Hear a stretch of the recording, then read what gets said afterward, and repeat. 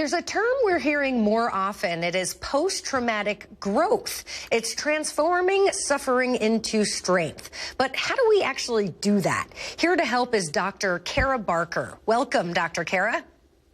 Thank you. I'm so happy to join you. We're happy to have you. So let's start with how loss, grief, trauma can actually prepare us for renewed life. Can you talk a little bit about that?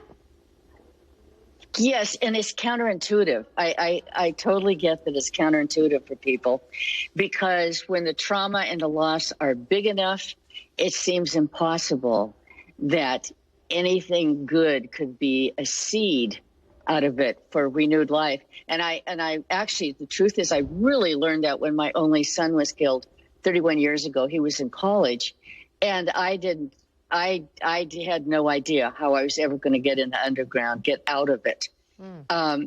But with time and really waiting, I turn inward.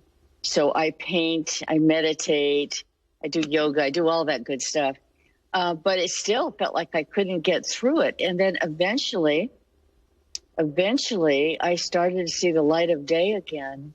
And I realized that even though I've been working in trauma and grief and loss for years, it was completely different from the other side, crawling through it.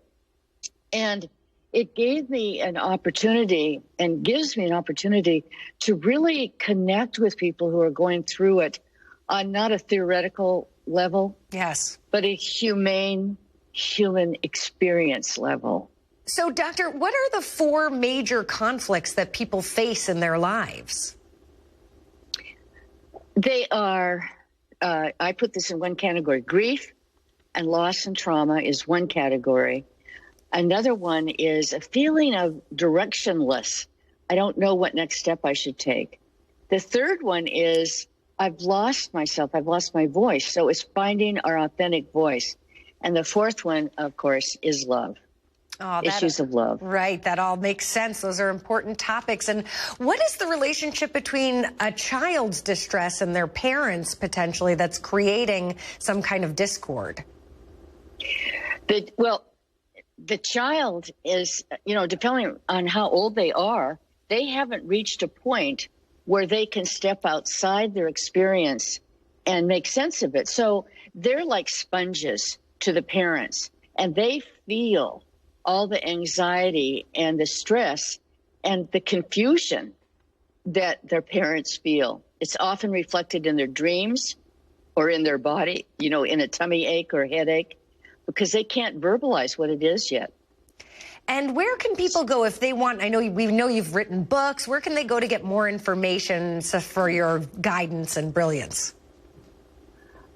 Well, the last book I published, the third one this year, is called Nightlight: My Soul Calling, Body Listening, Heart Speaking. So I give lots of instances of that and how that's navigated. All right, Dr. Cara Barker, thank you so much for your time this morning. Well, thank you for yours. And we'll be right back.